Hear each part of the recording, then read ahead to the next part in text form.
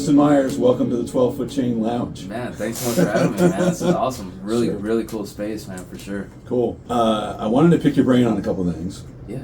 And so I know we had a conversation a while back, but I know that you've been sort of, I don't know if you consider yourself the new guy anymore, but you've sort of been in town for 10 years or a little more. Been here a while, man, for sure. Yeah. And so you've been here long enough doing the live thing and studio thing enough that you've got some well-formed opinions, I'll bet. Definitely. Definitely.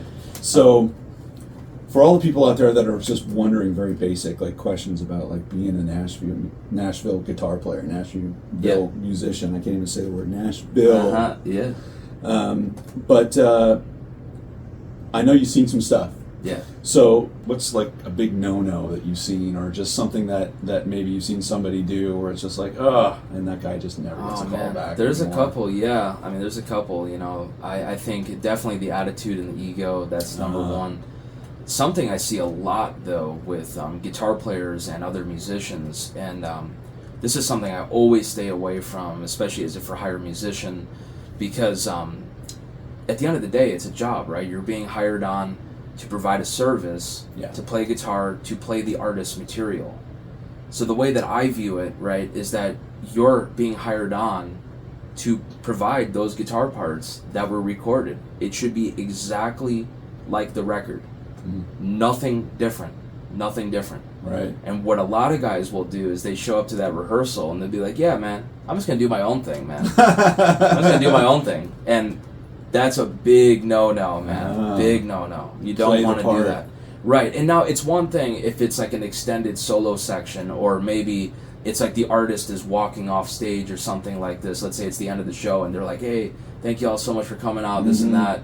And then it's like, okay, it's your time as a guitar player to step up and maybe improvise some kind of a solo or something. Right. That's different. Right. But to just do that on every single solo section of every single song, right, and the ID lick is completely different right, than the original recording, yeah, I think that's a total disservice to the artist, and also a disservice to all the fans that are paying their hard-earned money for tickets. Yeah. You know, because they want to hear the music like the record. Not about you. Right, it's not about you. Right, exactly. Yeah. Yeah. You're just hired on, man. You're there to play guitar. You're there to play the parts.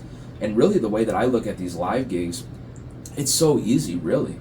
Because you just have to have the ear to be able to learn the material, and it's already all laid out there for you. All of the parts have been created. They're all recorded. Right. You just have to learn the parts, right?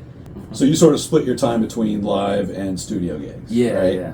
So how much of the time, like when you're in studio, would you say, like, you know, there's that pressure of, you know, you're hearing a song maybe for the first time, or maybe they gave it to you the day before or the week before, but like, you know, how much do they have that sort of mapped out for you, or are you expected to sort of come up with everything, and how much of that happens sort of on the spot, like truly like on the spot? Yeah, so like this is a great question, because you have to be able to create something on the spot a lot of the time. Now, sometimes you will get the songs in advance, where it's like, okay, this is what we're going to be working with. Here's the work tapes, and it's normally just a vocal and an acoustic, and then the producer will just have it all charted out. So here in Nashville, there's a Nashville number system, right, which is what we use to map out all of these songs. The reason why it's such a good chart is because if the singer in the studio wants to change the key of the song, it's very easy to go ahead and change the key of the song, because the roadmap is what I refer to it as, but the Nashville number chart is exactly the song. Right. All that changes is the formula and the major scale, right, as to whatever key that you're playing in. Right. Right. So all of the Nashville number charts, they're just intervals based upon the major scale, but that's what the chord would be. Right. So it's a crucial skill to have, to be able to read this stuff and to be able to identify what these changes are. And normally you should be able to do it, man, in one or two takes, you know, because you don't want to be that guy that's holding up the session. I would say that, yeah, I mean, a lot of the time you have to create something on the spot.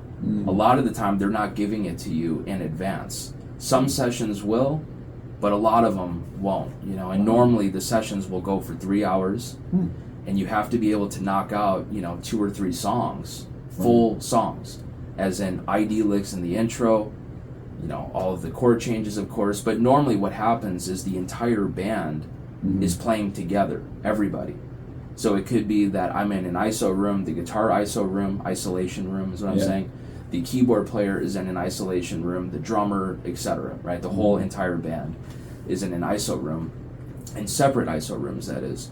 But everybody's recording all at once. So normally the foundation of the track is created all at once with the entire band. Gotcha. And then the guitar player will be overdubbing, right? Creating an ID lick, or creating a guitar solo, or maybe in the second verse it'll be different fill licks in the second verse, just to kind of differentiate the first verse from the second verse.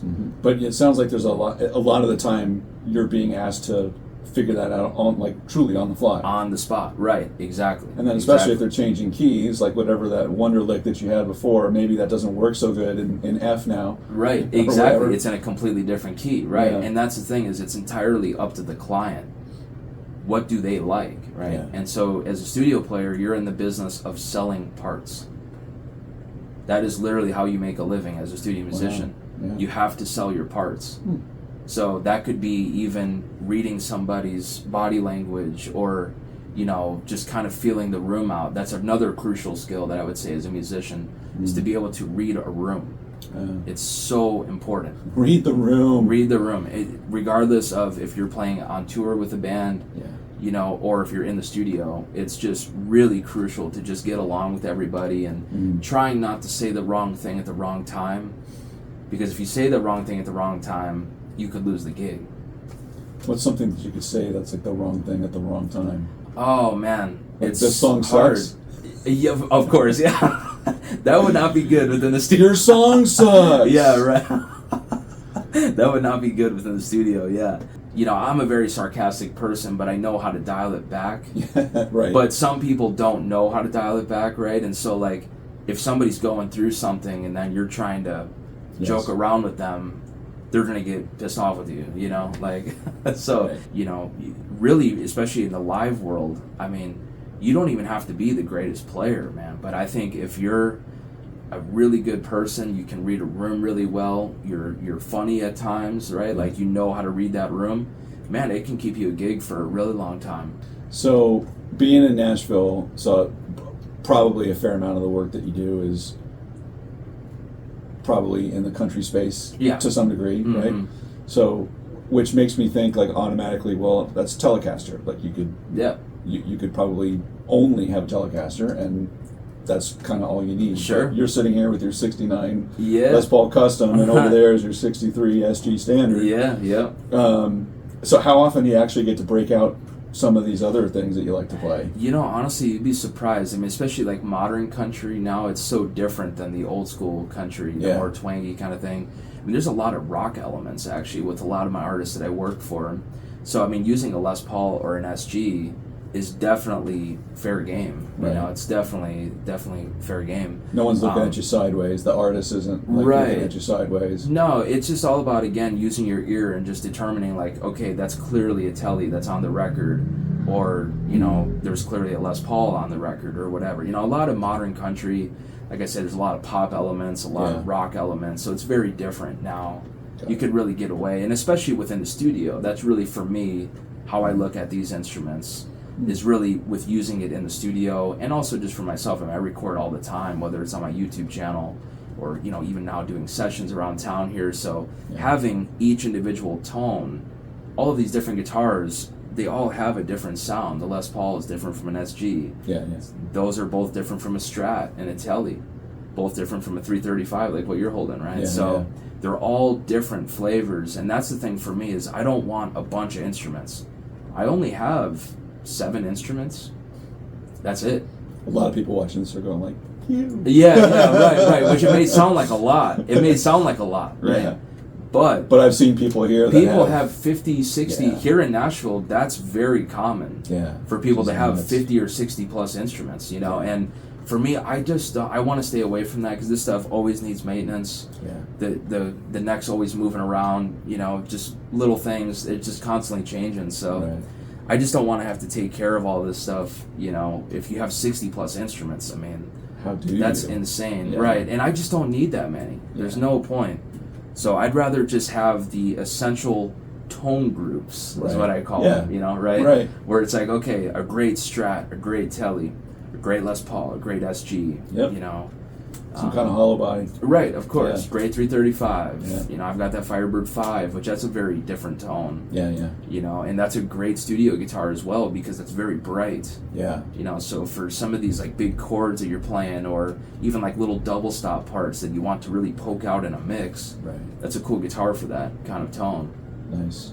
So you talked about, you know, the sort of transient nature of the business, right? Like you're feast or famine, you're like going from studio gig to studio gig, perhaps, or you're, you know, going and doing a live tour and you're coming back and then you're doing some studio work and then you're going on another live tour and then maybe you don't have any studio gigs booked for a while. Yeah. And you were saying like, you know, you got to sort of figure that out and navigate that. And, Right. And so I've seen, you know, obviously I've seen your YouTube channel. We've had a conversation before. Yeah. And so I suspect that whole YouTube thing is something that you saw other people doing and you wanted to take advantage of that. And what has that done for you? Does that help sort of fill the gaps and create opportunities? Yeah, definitely. It's amazing what it's done. Honestly, I had no idea. Like, I'm still very new to all the video stuff and doing all this stuff, but and even social media in general. But it's been amazing what it's done for my career. I mean, it's completely changed my life in every way. And you know, I'm doing these one-on-one online lessons now with people from literally all over the world now, and I can do it all from my studio here in Nashville, my home studio. And you know, it's all on a camera, and they get a recorded copy of the lesson, and it's literally just how we're sitting here now talking face to face. Yep. It's the same exact interaction, the same kind of thing, but just from wherever it is that they are in the world, you know. Mm-hmm. And it's just amazing, the technology and how well that the stuff works. It's just incredible. And yeah, I mean, ever since the YouTube thing, I mean, I've done collaborations with other people and, you know, these one-on-one online lessons, like I was saying. I mean, producers have found me around Nashville that they want to work with me in the studio. And, you know, because every video that I do on the channel, you're aware, but I create something to start off every video. Sure. It's a unique intro, a music piece. And instead of just like shredding, of course I do try to incorporate some of that because I realize it's the online YouTube thing. Yeah. And people do enjoy that, so I try to incorporate that as well. But I try to really compose something rather than just kind of a random noodling kind of a thing. You know, I want it to be all about the music, and I figure with these videos, music first, Right. then go into talking about whatever it is that you're wanting to talk about in that video. But yeah, it's definitely something new for me, but I've really enjoyed it, man. I mean, it's I have fans from all over the world that contribute, whether it's on my lessons, like I was saying, or a tip jar, or so it's an amazing community. Do you feel like it's a a creative outlet enough for you too? Like for the times that you're not actually creating new music, I mean, you sort of are when, like you said, when you're doing these. Definitely, that's such a great point. Yeah, I mean, that's really how I view it too, and it's nice because everything that I write, that I play in those intros, I write completely myself, and it's normally a very quick process for me. I'll kind of just hear something in my head, and I'll be like, okay, I'm going to record that, and then I just record that down in, you know, 1 or 2 takes. Maybe I hear something a little bit different, and then I'll want to get that into the recording itself. But I mean, it's incredible, and it's so cool that it's my own thing because I've spent so many years and still continue to do so, right? I love performing, I love gigging, I love touring, but you're playing somebody else's music. Right. And even in the studio, yes, you're creating parts, but it's ultimately somebody else's music, where with the YouTube thing, it's 100% my own thing. Right. And that's what makes it so good in comparison to the touring thing or the studio thing, right? Because again, of all those things, you're a for-hire situation. Right. You're, you know, playing somebody else's music. And, you know, when that gig comes to an end, once again, you have to figure out something else. Where with YouTube, there's a very stable kind of a thing where it's like every single day I know that I have my subscribers, I have my fans that support me from all over the world. I can go and make another video, and I can just keep creating and keep doing my own thing, and it's just awesome to not have to wait around for the phone to ring. And that's just such a powerful thing, man. It's your baby. It's your baby. Right, it is. Yeah, it is. It truly is. It's so powerful. it's just one of those things to have your own thing going on. Oh yeah. Where you don't need anybody. Yeah. It's very powerful. Yeah. For sure. No, I'm glad that innovation has taken hold, and that's sort of a growing thing in this community. And for all the reasons you talked about, it just only creates value. Yeah, it truly does. Truly does. So listen, man, thanks for coming by. Yeah, I appreciate it. This course. is Justin Meyers, Yeah. and I'll have a link to his channel below and all his site information. And go check him out, give him a like, and subscribe. And check out one of his lessons. I took a lesson from him a couple weeks ago, starting to learn speed licks. So we'll see how that goes. But I can personally attest to what he said earlier. It's a completely comfortable, laid-back lesson, and he'll teach you what you want, and he'll teach you more than what you want too. So thank you so much, man. I really appreciate that. All right. That's awesome. Do this again. Fist bump. Yeah, absolutely, man. All For right. sure. Definitely. Anytime.